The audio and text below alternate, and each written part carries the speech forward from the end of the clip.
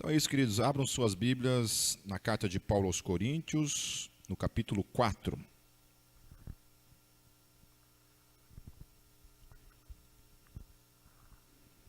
O título dessa pregação é O Evangelho da Glória de Cristo. Vamos orar antes da palavra e vamos orar também pelas nossas ofertas. Daí vai aparecer um QR Code, a conta da Gólgota, caso você queira ofertar alguma coisa nessa noite para estar mantendo esse ministério. Amém? Você pode deixar, viu, G, o QR Code aí, ó. A pregação inteira, que é a parte mais importante do culto, é essa hora, tá? Amém? Não precisa deixar a pregação inteira, mas vamos orar. Vamos fechar nossos olhos. Senhor, obrigado porque o Senhor sustentou essa igreja durante esses 20 anos, Pai. O Senhor sempre nos socorreu, sempre nos sustentou com a Tua provisão de alguma forma, Senhor. Obrigado porque mesmo não sendo merecedores, mesmo diante de toda a nossa infidelidade, Senhor, o Senhor manteve esse lugar.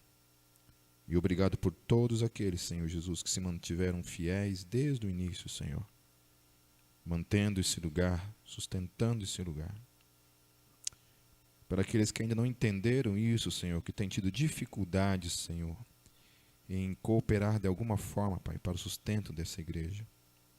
Que o Teu Espírito fale ao coração de cada um, Senhor. Não é por lei, mas é por gratidão a tudo aquilo que o Senhor tem feito, por meio deste ministério, desta obra, em nossas vidas. É reconhecimento, é a nossa gratidão, é a nossa declaração do nosso amor por Ti, Senhor. Em Teu nome, Jesus. Amém.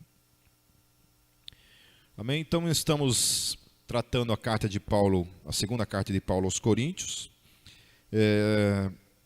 Tem sido assim bem interessante, né, tratar essa carta, porque ela é a principal carta que trabalha essa questão eclesiológica, ou seja, a forma como a igreja deve funcionar.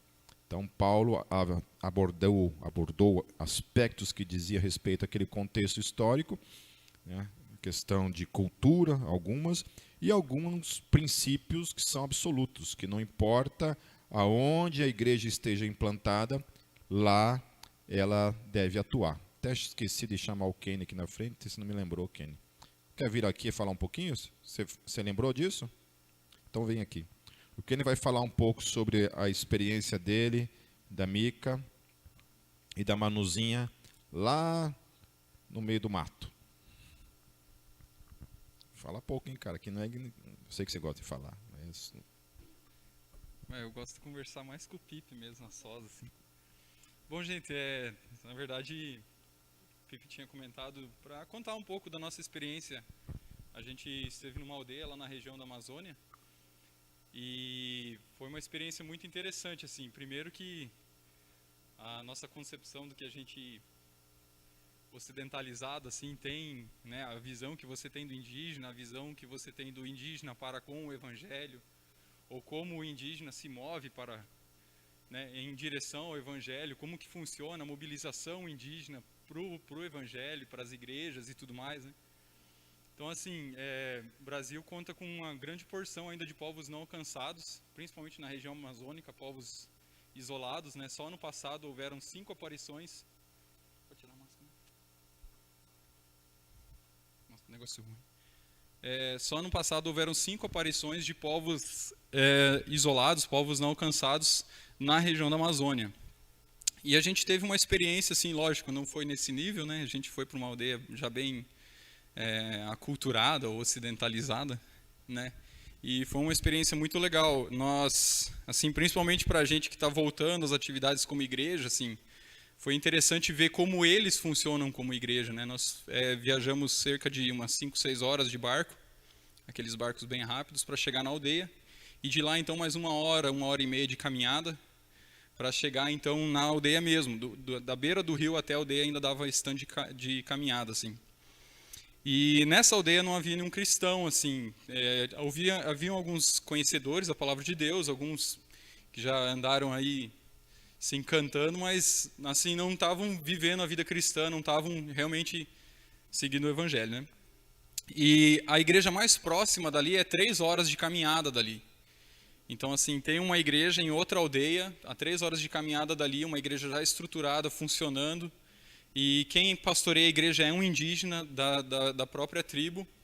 E nós fomos com essa equipe de americanos, nós fomos para traduzir eles. E foi muito interessante, nós tivemos esse tempo lá de preparação, nós organizamos a aldeia para receber uma conferência para indígenas, pastores e líderes indígenas. E foi muito legal. A gente teve esse tempo de organizar tudo e contar o nosso testemunho para os indígenas durante o dia, né? Tava lá carregando pau, serrando, fazendo tábua e carregando e conversando, né? Tendo esse momento. E quando aconteceu então a conferência, que é organizada pelos indígenas, eles mesmos, assim, eles que organizam, eles que fazem tudo acontecer, a gente participou para ajudar, assim, foi muito legal ver isso. Quando a conferência aconteceu, houve o apelo, né? Foram 3 dias de conferência, no final houve apelo. E dessa aldeia que nós estávamos, 14 pessoas se converteram, reconciliaram com Jesus, e houve um batismo. Então, dessas aldeias próximas, teve gente que viajou o dia todo para chegar lá, para a conferência, teve gente que viajou 5 horas, teve gente que veio andando às 3 horas lá da outra aldeia e tudo. E foi interessante ver essa mobilização, assim, né, para estar junto como povo. E interessante ver logo que o pessoal respondeu também ao apelo, houve o batismo, foram 35 pessoas batizadas de várias aldeias diferentes, e dessa aldeia 14, né, como eu disse. E eu achei assim, nossa, que legal, né? Mas aí eu olhei, cara, não tem Bíblia na aldeia. Tem 3 Bíblias na aldeia. E aí eu falei assim, poxa, então vamos levar a Bíblia para eles. Aí eu comecei conversando com alguns indígenas, olha, a gente poderia levar a Bíblia aí e tal, fazer essa coisa acontecer. Aí ele falou assim, não adianta você levar a Bíblia, porque eles não lêem a Bíblia. Eu disse, como não lê a Bíblia? Não, o indígena não tem a cultura de ler a Bíblia, ele tem a cultura de oralidade, ele vai contando história e tal. Daí o cara falou assim, mas eu posso ajudar, tem a Bíblia em áudio, dá pra gente levar a Bíblia em áudio com os aparelhinhos, a luz solar, e eles vão ouvir a Bíblia em áudio. Eu falei, então tá. Então, vamos levar a Bíblia em áudio. Então, assim, a gente viu uma necessidade, a gente viu uma resposta muito rápida a essa necessidade, e a gente até está se mobilizando para ano que vem voltar lá, então levar essas Bíblias em áudio, né? E essa semana o pastor que vai lá, agora eles estão tentando ir mais vezes lá, eles vão essas 3 horas a pé para chegar lá na aldeia, eles estão aumentando os cultos lá, estão fazendo mais cultos lá do que faziam antes por causa desses convertidos. E o pastor me mostrou a foto deles já se reunindo lá, tendo o culto deles e tal. Então, assim, um espaço muito curto de tempo e um acontecimento muito grande, tanto para a realidade daquele povo, quanto até para nós, assim, né? Isso é muito rápido, né? E eu queria compartilhar isso com vocês. A gente faz parte da igreja, a gente tem esse viés, assim, mais missionário, assim, mais para fora, assim. Mas a igreja tem feito parte disso, sabe? A igreja tem estado conosco, tem nos abençoado, inclusive financeiramente, a gente sempre tem recebido ofertas da igreja. E para esse tipo de coisa está acontecendo, né? Então, para nós é muito gratificante. E é isso. Então, se São José dos Pinhais é longe, lá é mais longe ainda. Amém.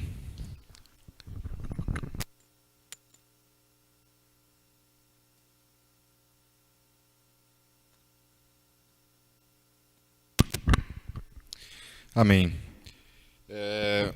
A gente almoçou com o Kenny domingo passado, eu e a Kátia, com o Kenny e a Mika. E o Kenny estava contando altas histórias que a gente não pode nem contar aqui, porque tem umas histórias meio como é que fala? Proibidas para menores. Muito engraçado, cara, muito bom lá. Questão de tomar banho lá, tomar banho num... Sei lá, como é que é o nome do negócio lá, Kenny? Do tanquinho que vocês tomavam banho lá, como é que era o nome? Igarapé. Falando para tomar banho lá, né? E outras coisas mais, né? Sem falar os bichos, né? E andou comendo uns bichos estranhos lá também. Mas depois ele conta para vocês, senão vão vir prender o Kenny aqui na base. Amém, queridos. Mas uma das coisas assim que me chamou a atenção no que o Kenny estava falando domingo passado para mim e hoje ele repetiu, essa coisa do caminhar no meio do mato durante 1 hora, 3 horas para ir no culto. Para ir no culto. Vocês entenderam o que eu estou falando? Tá longe demais a Gólgota, né? Pô, é meia hora de carro. É meia hora de carro. Né? Lá os caras 3 horas a pé. No meio do mato.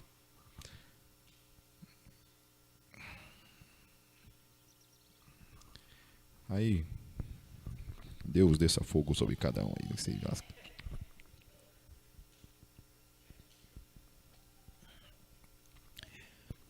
Amém. Já orei? Não, né? Vamos orar agora. Amém? Pai, nós mais uma vez... Já orei ou não orei? Já orei? Então tá, Senhor abençoa mais uma vez a tua palavra e vamos embora. Vamos lá, versículo 1. Portanto, visto que temos este ministério, pela misericórdia que nos foi dada, não desanimamos. Então, Paulo, ele olhava para a questão do chamado dele como um ato da misericórdia de Deus. Então, às vezes a gente desanima com essa questão de igreja, com essas questões do reino, né? Tem hora que você desanima com relação a tudo isso. Mas, às vezes eu penso assim, será que eu e você queremos, de fato, outra coisa? Será que se hoje eu largasse tudo, o ministério pastoral, a questão da Gólgota, e fosse, sei lá, ter uma vida normal, sem igreja, né? Você não tem que dar satisfação da tua vida para ninguém, você não tem que servir ninguém. Será que nós gostaríamos de ter isso? E aí Paulo está falando isso, que servir o reino é um ato da misericórdia de Deus para a minha vida e para a tua vida. É um ato da misericórdia dele. Porque se ele não age com misericórdia com as nossas vidas, a gente não é um instrumento da graça dele. Né? E eu acho tremenda a palavra de Deus quando ela diz assim, bem-aventurado é aquele quando o Senhor voltar e o encontrar o quê? Servindo. Não de braços cruzados. Servindo o reino. É isso que a palavra fala. E eu tenho que estremecer diante disso.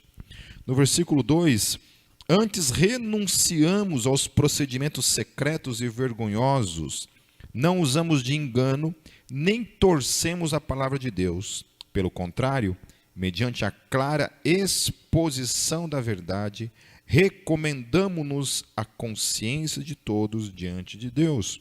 Mas, se o nosso evangelho está encoberto, para os que estão perecendo é que está encoberto. Então, Paulo ele diz que o evangelho está encoberto para os que estão perecendo. Né? Para aqueles que estão sem o evangelho, sem o conhecimento do evangelho, eles estão morrendo, é o que Paulo fala. E por que ele está encoberto para essas pessoas? Por que o evangelho ainda está encoberto? Daí ele vai falar isso no versículo seguinte. Então eles estavam anunciando o evangelho, pregando o evangelho, e o evangelho ainda estava encoberto para com algumas pessoas. E por que estava encoberto? Lá no versículo 2. O Deus desta era, ou deste século, depende da tradução, cegou o entendimento dos descrentes para que não vejam a luz do evangelho da glória de Cristo, que é a imagem de Deus. Então, quem é o Deus desse século? O que vocês acham? Quem é o Deus desse século? Satanás, diabo, certo? O inimigo de nossas almas, o inimigo do reino. Ele é o Deus desse século. Logo, Paulo está ensinando claramente para mim e para você que o diabo cega aqueles que não creem. É o que Paulo está falando. Paulo falou assim, olha, quem que cegou essas pessoas para que elas não enxergassem o evangelho? Satanás. O diabo, o Deus desse século, O Deus desta era é aquele que cega o entendimento para que eu e você não entendamos, não compreendamos o Evangelho. Cega-os para que não vejam a luz do Evangelho. Cega-os para que não vejam a glória de Cristo. Cega-os para que não reconheçam aquele que é a imagem do Deus vivo. Esse é o papel de Satanás. O Deus desse século é cegar as pessoas para que as pessoas não compreendam o Evangelho, para que as pessoas não entendam o Evangelho. Então, sempre quando vou fazer uma pausa aqui para tratar essa questão de livre-arbítrio, rapidamente, sempre quando se fala de livre-arbítrio, está sempre ligando a questão do papel humano, unicamente, ponto final. Como se o ser humano fosse o único agente livre nesse mundo. Então, nesse intuito de se usar o livre-arbítrio contra a soberania de Deus, se propositalmente se ignora o que esse texto está falando. O que o texto está falando? Quem está cegando quem? O diabo. Onde está a escolha dessa pessoa? Onde está a escolha dessa pessoa? Portanto, existe um outro agente livre, assim como existem seres humanos supostamente livres, existe um outro agente livre nesse mundo agindo na vida das pessoas e cegando as pessoas, colocando sobre as pessoas a vontade de quem? Dele. Então a vontade do diabo sobrepõe a vontade humana, porque é ele quem está cegando. É ele quem está tornando essa pessoa cega para algo muito poderoso, que é o quê? Entender, compreender o Evangelho. Então o diabo cega essa pessoa que supostamente é livre, porém não é, porque é escrava de quem? Do diabo. É cegada por quem? Pelo diabo. Então, sempre quando a gente vai falar de liberdade, livre escolha, livre-arbítrio, nós nunca podemos esquecer que nós estamos falando de seres humanos, porém, dentro dessa existência humana, há outros dois agentes que agem na vida do ser humano. E o texto está falando que o diabo é um deles. E o diabo cega. E o diabo impede essas pessoas de enxergarem a luz do Evangelho, a glória de Cristo. É isso que o texto está falando. Ou o diabo chega e pergunta: licencinha, você me dá uma licencinha aí para eu cegar você? Para você não enxergar a verdade? Vocês acham que é isso que acontece? Que o diabo pede permissão? Acham que é isso? Paulo lhe confirma essa questão da imagem de Deus lá em Colossenses 1, 15 a 20. Olha só o que o texto fala a respeito de Jesus.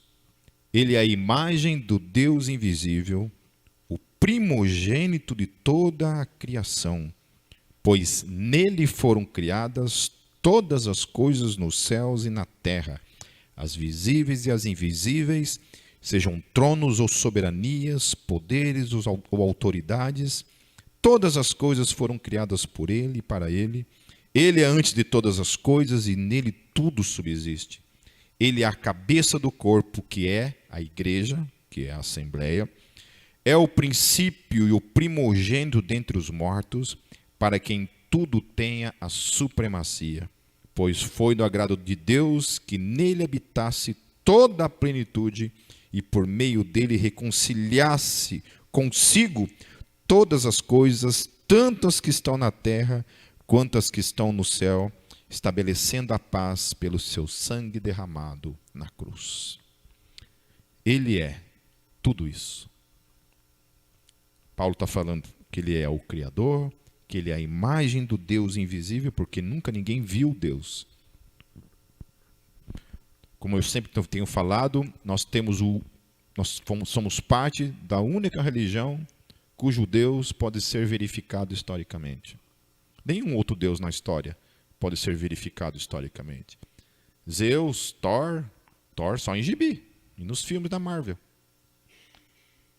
Mas o próprio Thor mesmo não tem como ser verificado historicamente. Nenhum, nem Krishna, nenhum Deus pode ser verificado historicamente. Só o Deus da fé cristã é que pode ser verificado historicamente, o qual é Jesus de Nazaré. Existe uma problemática nesse texto, quando a gente lê ele, quando a gente lê, por exemplo, ali o primogênito de toda a criação, esse versículo, essas pequenas palavras, elas são isoladas do resto para tentar fazer ela parecer algo que ela não está dizendo. Então, o primogênito de toda a criação é tirado e você entende que Jesus foi o primeiro ser criado de toda a criação. E Testemunho de Jeová gosta de usar esse texto. Muita gente por aí gosta de usar esse texto. Tem crente que usa esse texto para afirmar, inclusive, que Jesus não é Deus, que ele foi criado por Deus. Só que o problema é o seguinte, que ele ignora que o resto do versículo está explicando o termo primogênito ou princípio. Ele está falando assim, pois nele foram criadas. Então, por que ele é o princípio? Porque ele era como se Jesus fosse a matéria-prima que criava todas as coisas. Nele foi criado. Por isso que ele é o que principia.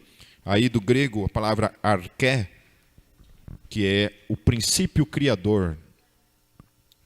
Arché não pode ser criado, ou arque não pode ser criado. Ele é o que propicia, é o que inicia a criação. É nesse sentido que o texto está falando. Não está falando que Jesus foi criado, mas sim que ele criou todas as coisas. Aleluia. E aí o texto fala que toda a plenitude nele habita. E o texto fala que ele é antes de todas as coisas. Ele é antes. Tudo que existe partiu dele. E o texto fala que tudo subsiste nele. Então, é essa realidade que o diabo está cegando, que é a glória de Cristo, que é a glória do próprio Deus nele, porque também é Deus, ele é a imagem do Deus vivo. É esse evangelho, essa luz, essa realidade, essa revelação que o diabo cega na vida das pessoas para que as pessoas não compreendam. Então as pessoas, assim, o diabo até permite que as pessoas entendam uma parte de Jesus, que é um Jesus histórico, até vai. Um Jesus que é legal, até vai. Jesus só love, é legal. Um Jesus que mata a fome dos pobres, é legal. Então, essa parte social no aspecto do caráter de Jesus, na vida de Jesus, amém. O diabo até deixa você acreditar que Jesus é somente isso. Mas agora, quando entra na revelação do Evangelho, da glória dele, de que eu e você temos que nos prostrar diante dele, reconhecê-lo como Deus em nossas vidas, amá-lo, adorá-lo, aí a cegueira permanece. O diabo então cega os que não creem para que não compreendam isso que nós estamos tratando e aquilo que Paulo revela acerca de Jesus. Paulo então vai contrastar o fato do diabo cegar o entendimento dos que não creem com outro fato. Então a gente estava falando o seguinte, está aqui, ó. O ser humano, a humanidade está aqui, existe um agente agindo debaixo da soberania de Deus, livremente, colocando sobre as pessoas o quê? Uma cegueira.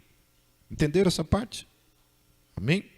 Que as pessoas estão cegadas pelo próprio diabo, que não é uma opção dela, mas é uma condição em que o diabo traz, sem perguntar, sem pedir permissão alguma, ele coloca essa realidade sobre o ser humano.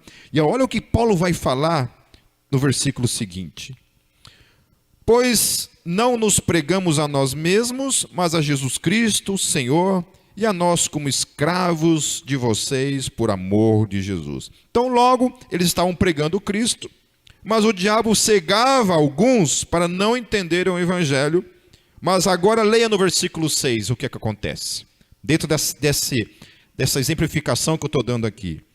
Pois Deus que disse, das trevas resplandeça a luz. Logo aqueles que estavam cegados pelo diabo, Ele mesmo brilhou em nossos corações para iluminação do conhecimento da glória de Deus na face de Cristo. Aleluia! tinha um cara aqui reinando sobre a minha vida, cegando os meus olhos, o meu entendimento, para não compreender o Evangelho, para não visualizar a imagem da glória de Cristo. E aqui o texto fala que Deus disse: das trevas resplandeça a luz. Deus chega, sai Satanás, sai cegueira, sai trevas, a luz entra. E aí o texto fala que ele brilha em nossos corações. E continua dizendo, para iluminação. O que é iluminação? Está tudo escuro, tudo cego, eu não enxergo nada, eu não posso ver a glória, a imagem desse Jesus, a imagem da sua glória, não consigo visualizar isso. Vem Deus, diz, das trevas resplandeça a luz, ele brilha em meu coração, e ele ilumina o meu conhecimento, para que eu entenda, para que eu compreenda, para que eu visualize a glória de Deus. Olha o quadro agora então aqui. Humanidade, o diabo não pergunta, não fala nada, age e ponto final. Mantém aqueles que não compreenderam o Evangelho na escuridão, nas trevas, perecendo, morrendo diariamente por causa do pecado, por causa da sua cegueira. Vem Deus, ilumina, diz, saia trevas, ilumina para que compreenda.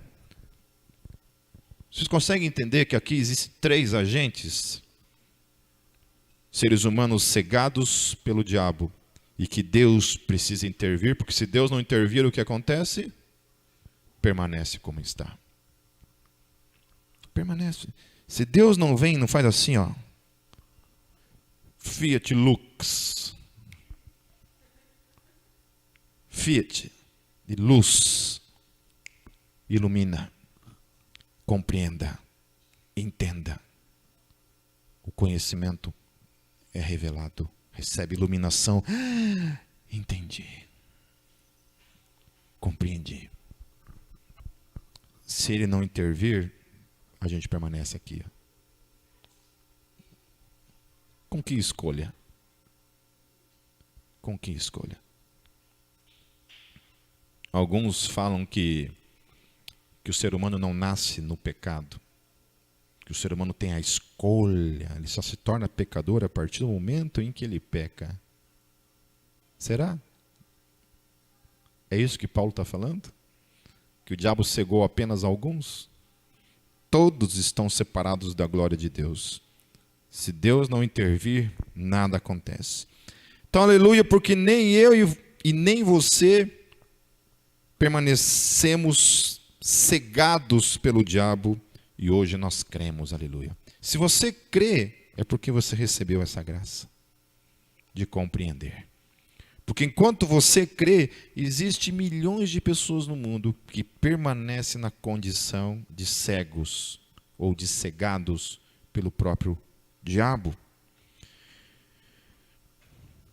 E por que o diabo não nos cegou ou não nos manteve cegos permanentemente? Porque Deus disse, das trevas do coração do Pipe resplandeça a luz.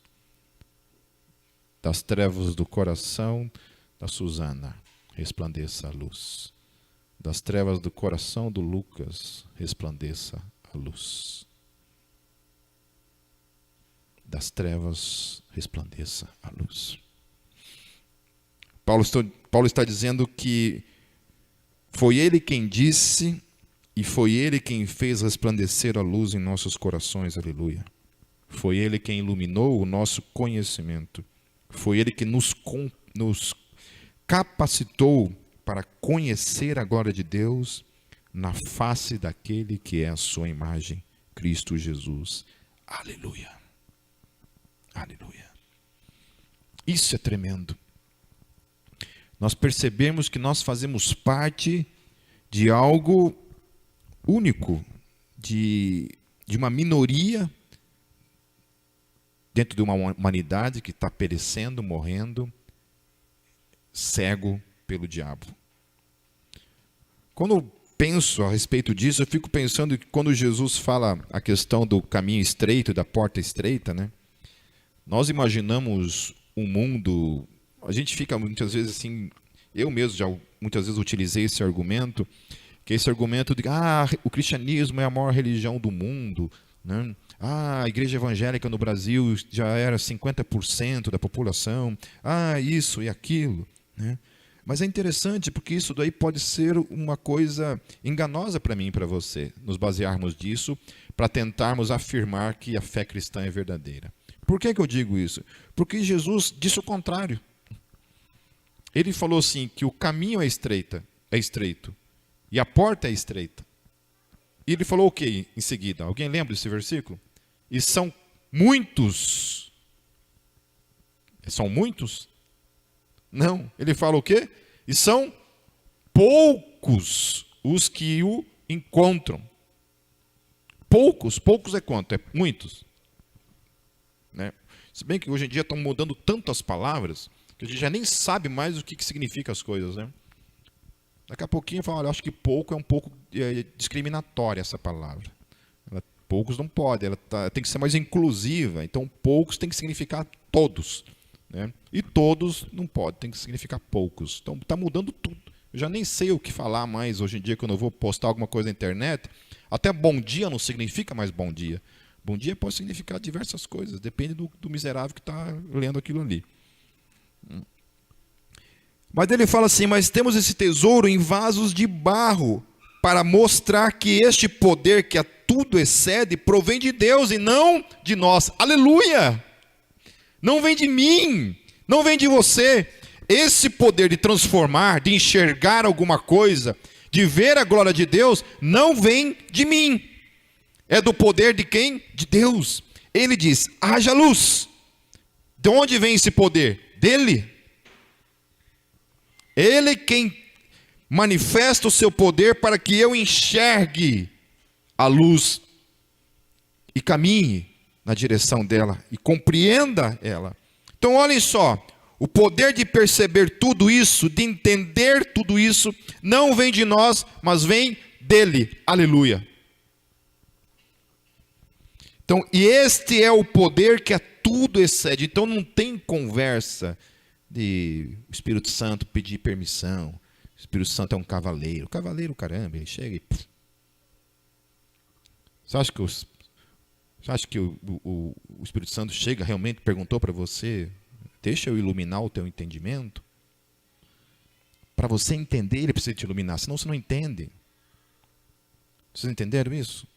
Que ele precisa iluminar, colocar luz ali, sim, agora eu entendo. Senão você fica cego, permanece cego. A gente não consegue nem entender. Por isso que quando você evangeliza alguém, você prega o evangelho, e a pessoa não entende nada que você está falando. Cara, não estou entendendo nada. Não, tem crente que não entende nada. Imagina o cara que nunca foi crente.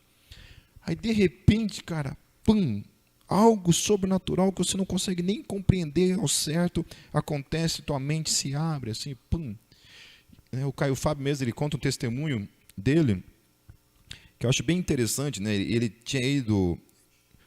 tinha comprado uma arma, ele estava indo para se matar, ou estava indo comprar uma arma para se matar, eu não lembro direito da ordem das coisas. E ele estava num ônibus, e Deus falou para ele descer do ônibus e entrar numa igreja. E era uma igreja pentecostal, não lembro se era uma Assembleia de Deus. Ele entrou assim, e ele ficou, né, na parte de cima, assim, assistindo, né, cara, totalmente chapado, maconhado até o último, né? E o pastor pregando lá, ele assim, nossa, que coisa doida, assim, né, cara? Não entendia nada do que estava acontecendo. Daqui a pouco, em um momento daquela pregação, o pastor falou uma coisa assim relacionada ao que estava escrito na cruz de Cristo. E aquele momento, ele entendeu. Ele compreendeu o evangelho. Naquele momento. Foi assim comigo. E certamente foi assim com você. Houve um momento, você tinha uma Bíblia em casa aberta lá no Salmo 100 e poucos. Esqueci o salmo que geralmente cada um deixa num salmo pelo jeito aqui, né? O Salmo 23 pode ser, Salmo 91, né? Nossa, esses dias eu vi um cara, me mandaram um vídeo que eu fiquei com uma vergonha alheia. O cara pediu para abrir um texto lá, e ele mesmo não achava o texto. Ele ficou lá 3 minutos vendo a Bíblia inteira. Ele pediu para ler em João 3,16. O cara não sabia João 3,16 de cor. Já começou, esse aqui está no colo do capeta. O cara não sabe João 3,16, cara, que crente que é esse? Né? E daqui a pouco eu falei assim, ele desistiu de procurar. Então, meu irmão, João 3,16 diz o seguinte: o Senhor é o meu pastor e nada me faltará. E o cara pregando na igreja, assim, nossa, que vergonha. Onde eu estava? Dessa questão da compreensão, de você compreender o Evangelho e a iluminação pura. Isso é um privilégio. Isso é um privilégio. Se você compreendeu, é porque Jesus já iluminou o teu entendimento. Então, de todos os lados, somos pressionados, mas não desanimados. Ficamos perplexos, mas não desamparados, desesperados. Somos perseguidos, mas não abandonados. Abatidos, mas não destruídos. Então, Paulo ele faz um jogo aqui de 4 coisas aqui, né? Pressionados, mas não desanimados. Ou seja, ele não se deixava desanimar, por mais que toda aquela pressão estava sobre a vida dele. Ele falou, olha, não deixo isso me desanimar. Como a gente precisa aprender com isso? Que quantas vezes eu desanimo? Quantas vezes a minha esposa desanima? Quantas vezes a gente desanima? Você desanima. Estou desanimado com a igreja. Eu falei assim, meu irmão, vai ler lá 2 Coríntios, capítulo 4, versículo 9. 8 e 9. Estou desanimado. E quantas vezes eu falei isso? A gente precisava colocar isso daqui, imprimir esse versículo e colocar na parede, assim, na frente do espelho, todos os dias. Perplexos, mas não desesperados. Então, não se desespere. Perseguidos, mas não abandonados. Abatidos, mas não destruídos. Eu acho interessante ele colocar essa questão do abatido.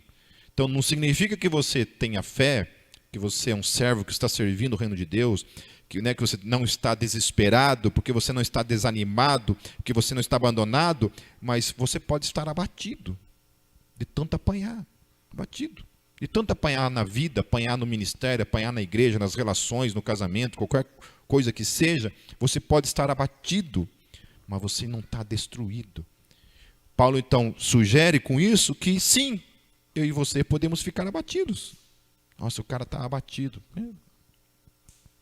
Às vezes eu fico meio abatido aqui, porque, para quem não sabe, a gente não está nos reunindo num lugar próprio, nós temos que chegar todo domingo aqui, 8h30 da manhã, para montar tudo, ensaiar, porque a gente é longe para todo mundo, não tem como ficar vindo 2 vezes por semana, apesar que perto dos índios lá, isso aqui está do lado de casa, né? Então a gente tem que montar tudo, ensaiar, tocar, daí eu prego, depois tem que desmontar tudo e volta. Então tem hora que a gente está abatido. Esses dias um chegou para mim assim, abandone, Pipe. Abandone, volte para tua casa lá, pregar lá no microfoninho lá, abandone isso, cara. Eu cheguei lá, olhei para tua cara, você estava abatido. E pior que foi um dia realmente que as coisas não funcionaram, tudo aqui, daí a gente, a gente fala assim, qual que é Deus? É para parar mesmo? Já deu o tempo? Eu falei, não, só quero judiar de você mesmo um pouquinho aí. Continua em frente. Versículo 10, queridos. Deixa eu correr aqui, senão não vai dar tempo. Trazendo sempre em nosso corpo o morrer de Jesus, para que a vida de Jesus também seja revelada em nosso corpo. Pois nós que estamos vivos, somos sempre entregues à morte por amor a Jesus, para que a sua vida também se manifeste em nosso corpo mortal. Olha que interessante que Paulo está falando aqui. Deus está querendo a nossa morte mesmo.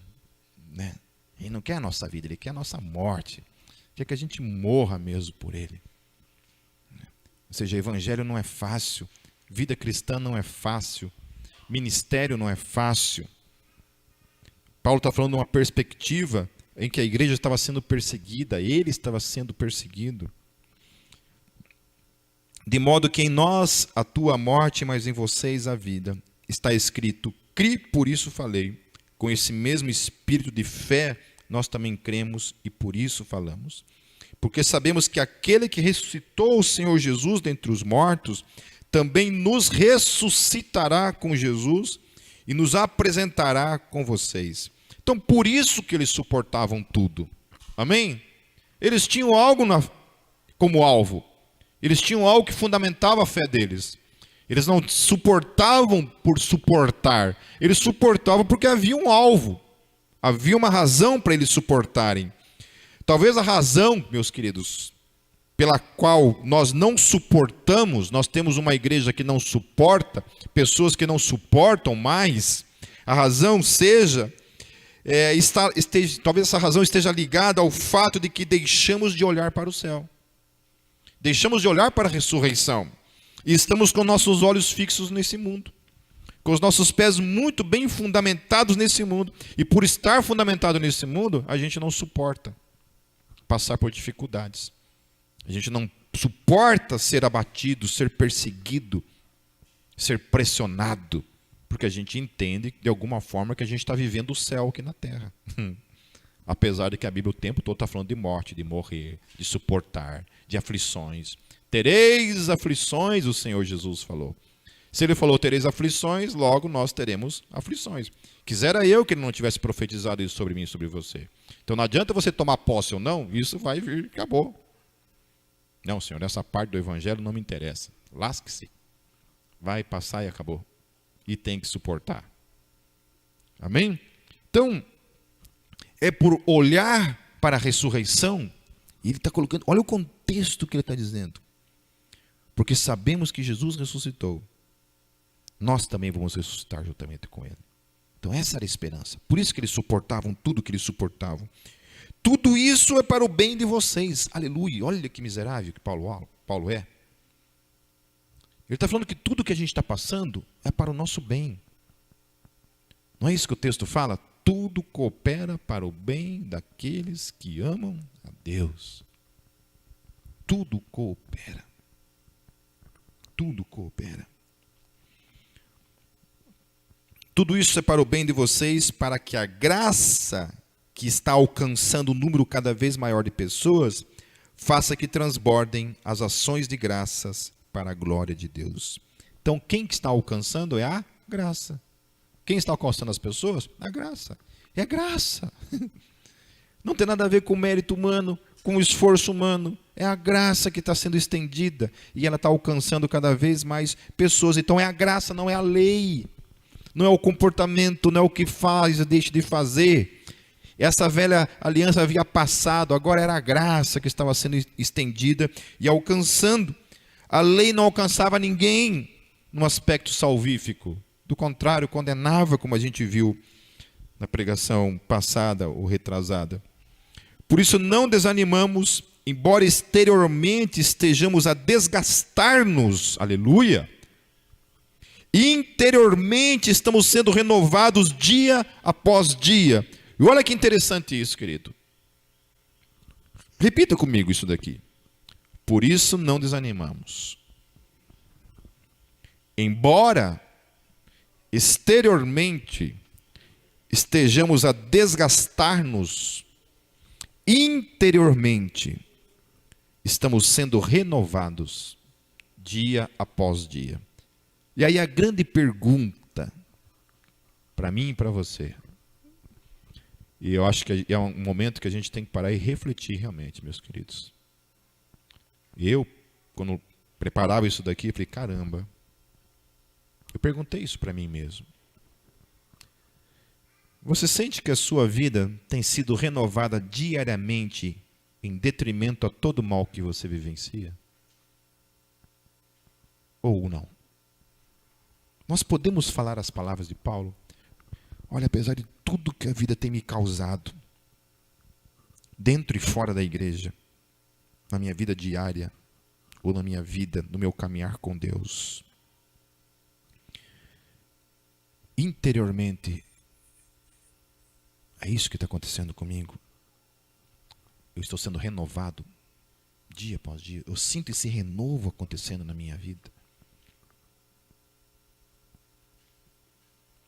Ou não? Ou do contrário, cada dia que passa, a minha fé e a tua fé tem esmorecido, diminuído, e os meus olhos têm cada vez mais se fixado nesse mundo. Não dá vontade de chorar numas horas dessas, quando a gente olha para a nossa vida e percebe o quanto nós nos afastamos de Deus, o quanto a gente se entrega para as verdades desse mundo e fixamos os olhos nesse mundo, ao invés de nos fixarmos na eternidade e no nosso Deus? Deveria ser o contrário, queridos. A igreja deveria mais do que nunca estar cheia de gente renovada interiormente, ao invés de estar se entregando para os problemas. Amém? Agora olhem que lindo o que Paulo irá dizer em seguida, encerrando, meus queridos. Versículo 17. Pois os nossos sofrimentos leves e momentâneos estão produzindo para nós uma glória eterna que pesa mais do que todos eles. Aleluia. Ele define os nossos sofrimentos assim, ó. Paulo olha para o meu sofrimento, para o teu sofrimento, ele fala assim, ele chama primeiramente eles de leves. Tá de sacanagem, né, carequinha? Hã? Carequinha porque, segundo a história, falam que Paulo era calvo, né? Leve. Você está leve, Pipe. Isso não é nada. Engole o choro. Teu sofrimento é leve. E olha que a igreja estava se lascando ali, hein? Perseguida, apanhando, sendo presa, apedrejado. Paulo falou que foi apedrejado, dado como morto. Olha, se foi dado como morto é porque o negócio foi muita pedra. Cara, se eu levar uma pedrada, bicho, eu já saio na porrada com quem me dá uma pedrada. Paulo levou uma pedrada e ficou como morto. Hoje eu tive um sonho em que eu fui cercado por vários marginais, assim, e os caras de longe me reconheceram assim, Pastor Pipe! Aí eu vi os caras que tentei sair de fininho, os caras me cercaram, cara. E me cercaram para me matar mesmo. Os caras falaram assim, hoje é teu dia, a gente vai matar você. E ele falou o jeito que ia me matar lá, mas eu não lembro, graças a Deus, não lembro do jeito que eles iam me matar. Aí eu acordei, falei, ufa! Mas eu já estava pronto para dar porrada em todo mundo. Eu falei, vou morrer, mas vou levar uns 3 comigo. Então, Paulo chama isso de leve. Ele fala assim, é leve. Isso aí é, né, quem joga videogame, isso aí é nível easy. Facinho. Isso aí você tira de letra. Daí ele fala o seguinte no capítulo 2, que é uma coisa muito importante, e ao qual eu me apego todos os dias, que ele fala assim, que tudo isso é momentâneo, não vai durar para sempre. Eles não irão durar para sempre. Seja qual for o sofrimento, não irá durar para sempre. A terceira coisa que ele fala, ele diz que eles estão produzindo algo em cada um de nós. Esses sofrimentos leves e momentâneos produzem em mim e em você alguma coisa. E ele fala que é uma glória eterna. Olha, se a gente pudesse olhar para o nosso sofrimento e entender isso, né? Tudo que eu estou passando está produzindo em mim uma glória que é eterna. Não importa o que eu esteja passando na minha vida, isso está produzindo em mim uma glória que é eterna. E esta glória eterna pesa muito mais do que todo este leve sofrimento momentâneo que vivenciamos. Porque ela é eterna. O sofrimento não é eterno, mas a glória é eterna. Não abandonemos a glória eterna para vivermos e nos entregarmos aos sofrimentos que são momentâneos. E que são leves, por mais duro, pesado que possa parecer. E no versículo 18, ele ensina o segredo de se manter assim. Ele fala assim, assim fixamos os olhos. Olha que lindo isso. Não naquilo que se vê, que é o sofrimento, a dor, os problemas, as dificuldades, mas no que não se vê. Pois o que se vê, mais uma vez ele fala, é transitório. Vai acabar um dia. Mas o que não se vê é eterno. Aleluia. Aleluia. Que possamos sair dessa noite dessa noite, de novo. Irmãos no Japão, que possamos sair nessa noite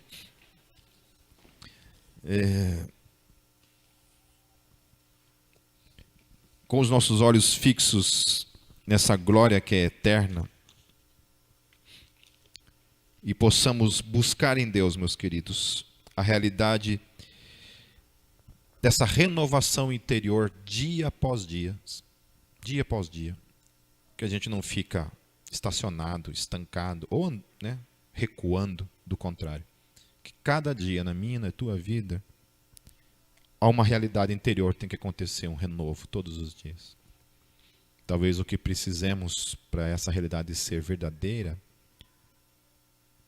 esteja no dobrar do nosso joelho, no elevar do nosso pensamento, nas nossas orações diante de Deus. Porque a vida cristã, meu querido, só pode ser vivida por meio dele, vivendo em nós. Como Paulo falou, a máxima do Evangelho: portanto, não sou eu mais quem vive, mas Cristo vive em mim, e a vida que agora vivo, vivo-a na fé no Filho de Deus, que me amou e se entregou por mim. Aleluia.